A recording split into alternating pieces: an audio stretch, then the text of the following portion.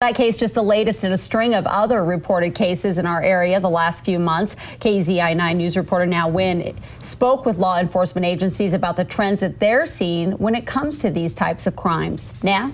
Renee, yesterday's raid was in Eugene, and not long ago was a similar case in Springfield back in October.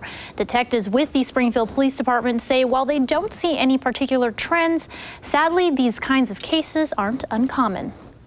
I worry about it, and I don't know if we're exactly doing enough or how to catch them.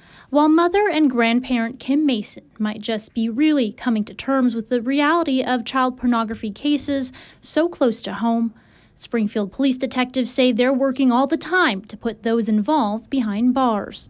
Detectives say they aren't seeing any more cases than normal, but they can understand why the public seems to be catching on to what's going on.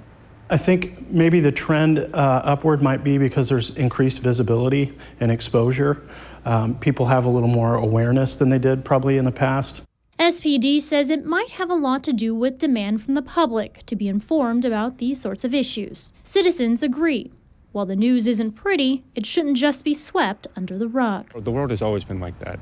It is not a new thing. You are just finally seeing it, and the people who report on it are determined to show us that. Fellow residents like Mason agree and say at the very least, no matter how disappointing, people can use these cases as personal reminders. Just be aware of what your children are doing and who they're talking to on the computer and even who their friends are. Just have to keep track of your children.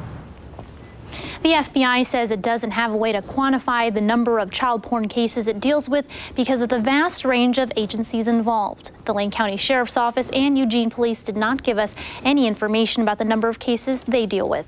Live in the studio, Now Wynn, KZI 9 News.